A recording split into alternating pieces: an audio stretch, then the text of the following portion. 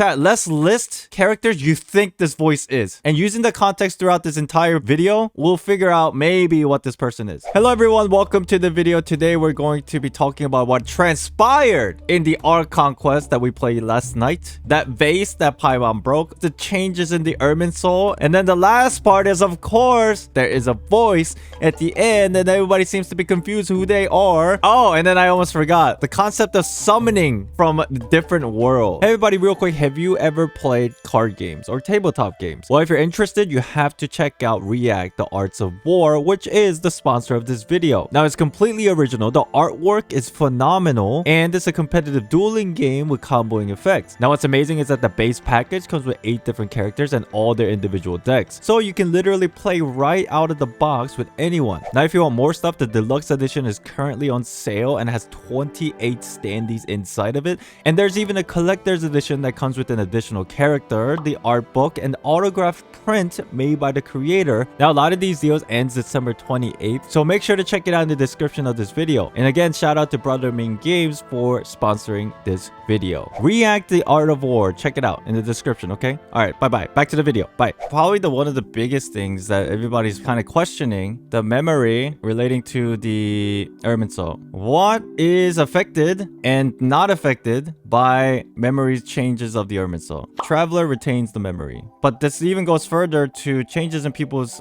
voice lines. There's also a question of what about artifacts? And then what about books? Here's the cool thing that we obviously learned. It's clear that this story is an allegory. Everything in it is a symbol for something else. So as Kusanali puts it, as long as it's put into a story or a poem, it seems like things don't change as long as the nouns are cryptic. So like my thought was, bro, we probably have to go back and reread all these stories. Some books might be written with the concept of allegory in mind for whatever reason. So how many of the books in the game are allegories? This dialogue alone within the Ark Conquest gives me that idea. It's like, oh dude, some of these books are actually legit. Like literally, we just have to change the nouns to fit. The Pale Princess book that was the Abyss Order was trying to steal because they claimed that there was some kind of a secret in it. The Vera's Melancholy, that book is also very sus. It's implied that that's a possibility in the game now. So that's rather very interesting. Artifacts, weapons, items, those kind of things. As long as they don't utilize the word directly, like for example, Ruka Devata, right? We know that her memory was removed from the Ermin Soul. A lot of these artifacts are very cryptic in manner. They never directly give you the name. They give you like their alias. So for what it's worth, artifact, books, those kind of things,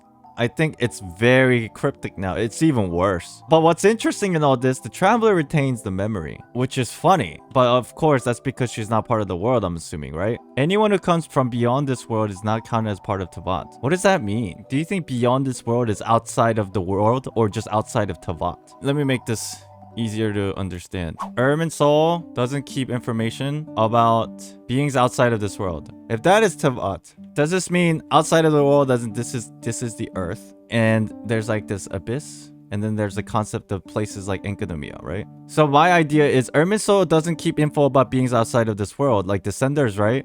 Are we looking at Descenders only beings that go like this?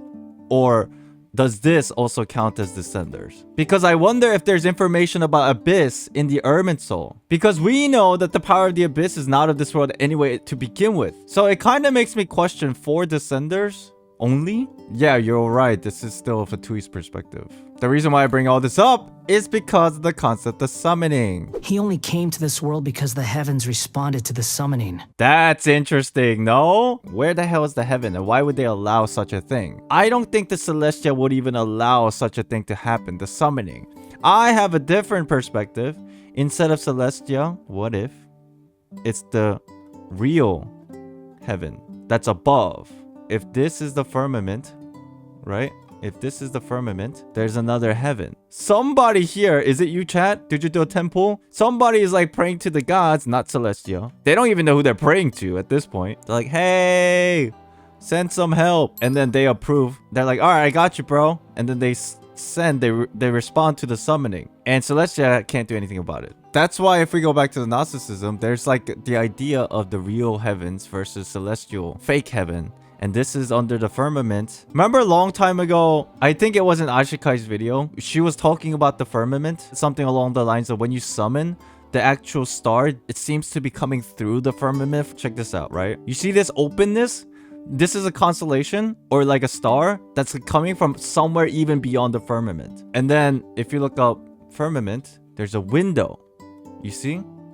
This is the firmament.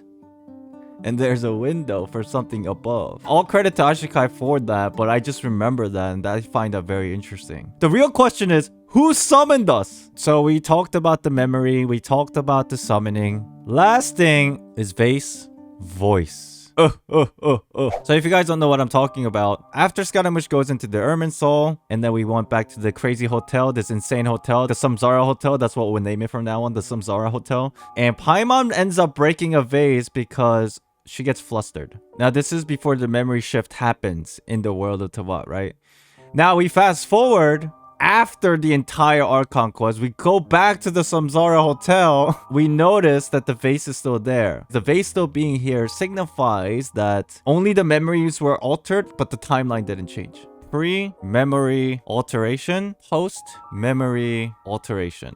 Vase breaks. When we were talking about Scaramouche, this vase breaking stays. That means that it's not like a different timeline or anything. It's the same timeline, only the memory were altered. But probably because we broke it during the conversation about Scaramouche, Paimon forgets. And then the reason why that is explained by this voice. Let's listen to it. I know why you are troubled. Any who knew of this would find their mind overwhelmed. Huh? Is there someone here talking to us? It's weird that Paimon can hear the voice too. Weird. Unfortunately, the fate of Teyvat cannot easily be changed. Perhaps a god may have a slim chance, but for anyone else,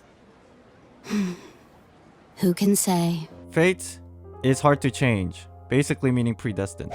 This voice says it cannot be easily changed. Perhaps a god may have a slim chance. Scaramouche was being that was kind of like even above Archon, but he still couldn't do it. So this person is suggesting there might be a chance, but who knows? When an animal hits a tree trunk, the tree may sway, but nothing's displaced. Everything stays the same, just like what's in between might change a little bit, altered. But at the end, the outcome is the same, which means this person also believes that everything is predetermined. But we know that this sibling wants to change fate. And if there's anybody who can do it, that maybe a god couldn't even pull this off, maybe we have the ability to change because we're like the one, the savior, or whatever. But human hearts can. Believe your own eyes. Only that which you see is true.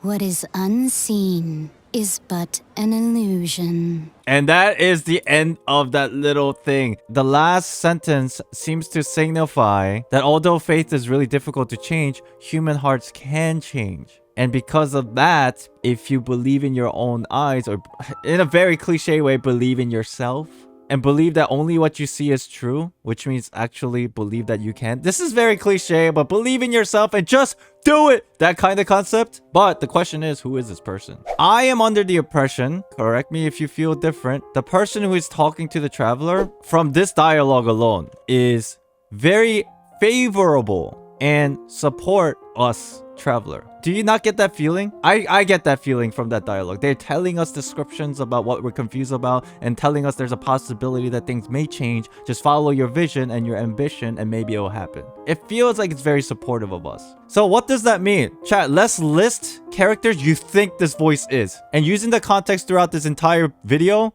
we'll figure out maybe what this person is. Okay, let's just write them all down. Alice, Night Mother, Gold, Rhindaughter, Easteroth, Unknown God, Old Hag, Mona's Master, Fossilor, Hydro Archon, Descender, whoever it is, Descender, question mark. I might even go as far as to say second who came, Saritza, Fanez, Vanessa. Let's use this for now. Just because the voice feels very supportive, hypothetically we can cut some of them out, right? Night Mother, aka Morana, I don't think it's correct. Unknown God also, I don't think it fits. Just because of this, the favorable context of that dialogue.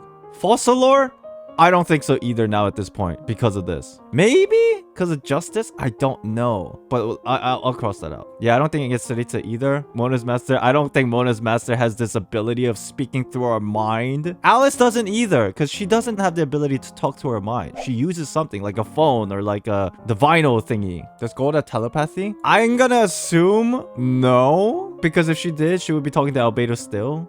And these three, they're kind of like out the picture. These three friends, Alice, Gold, and Mona's master. I mean, realistically, let's just address the elephant in the room. Favorable context and just the idea of memory and time. Realistically, it's either something relating to Fanes and Easteroth. No? Is that crazy to say?